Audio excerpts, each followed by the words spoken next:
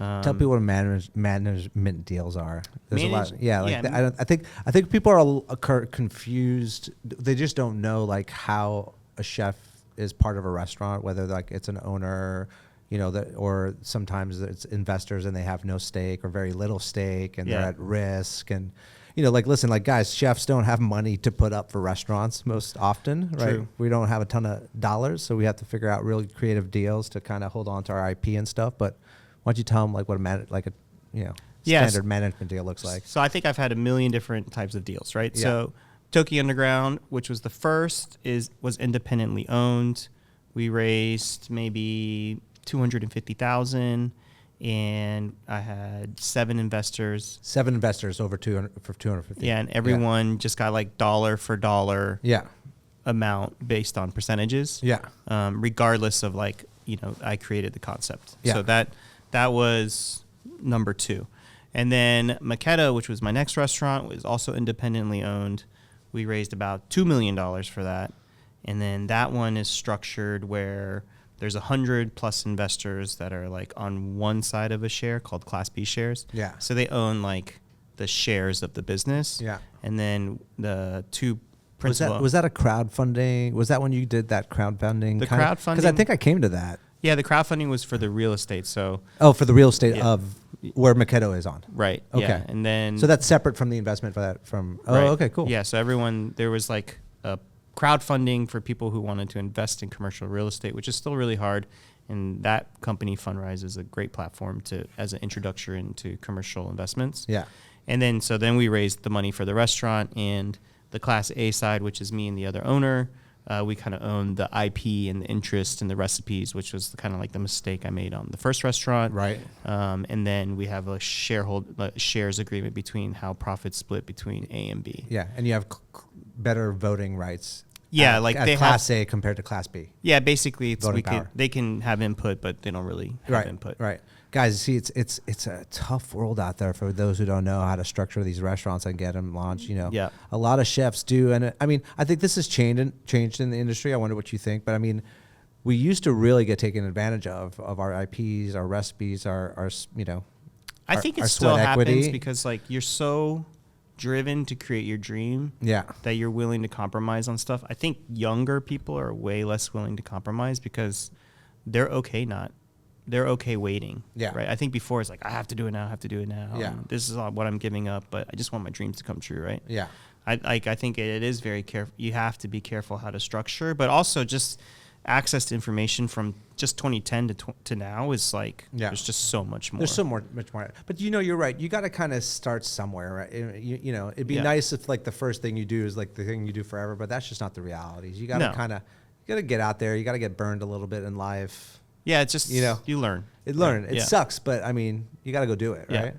All right. So, then from there, we did management deals because my brand was being popular enough. And then bigger development companies like hotel companies or real estate developers, they would have these spaces and they're like, we really would love for you to put a restaurant in. And then you really have a lot of negotiating power. Yeah. And then at the time, the line opened in 2017, but we signed that deal in 2014. So about 3 to 4 years. Yeah, 3 to 4 years before. So you're on payroll for 3 to 4 years. So I was single. I was single when I signed the contract. And by the time the place was opened, I was married with 2 kids. That was kind of like the timeline. I love that. And that, that was the kind of like the peak of hotel deals, like around that era. And it was. And those are fun deals. Those are good deals. They pay for everything. Yeah. And they pay you a fee either guaranteed or based on sales.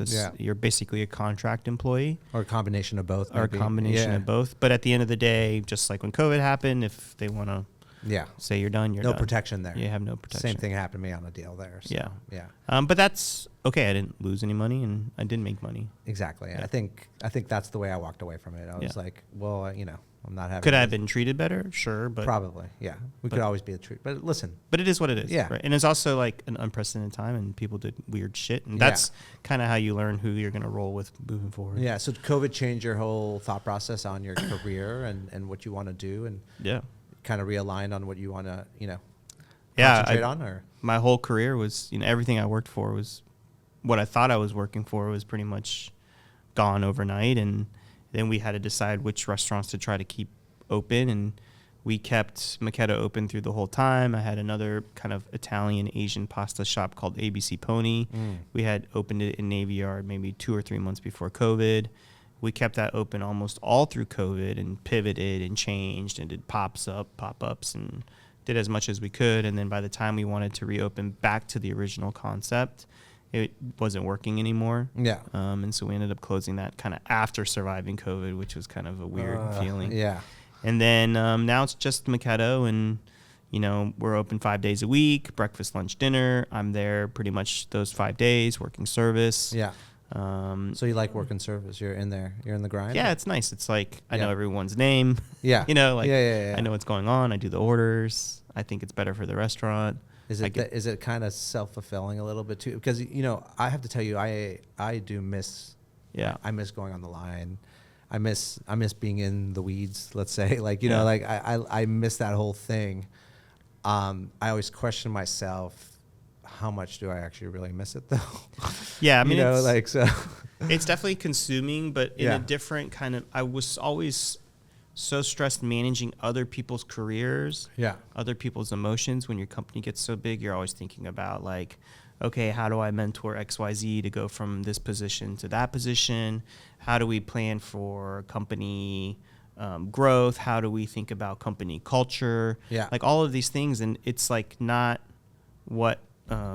It was so stressful. Yeah. And then it was just I'm just mapping things out, and I wasn't taking care of what I wanted. Right. Yeah. And I don't really still think I know what I want, but I definitely know I don't want to be responsible for other people's life trajectories anymore. Yeah. And that's in terms of their professional career. Yeah. Come work for me as long as you want in this one isolated place. Yeah. I hope you have a great experience. And when you're ready to move on, you're gonna move on. You're gonna move on, and I don't want to have to think of I got to open a place because for this person. I want them to prop them up. Yeah.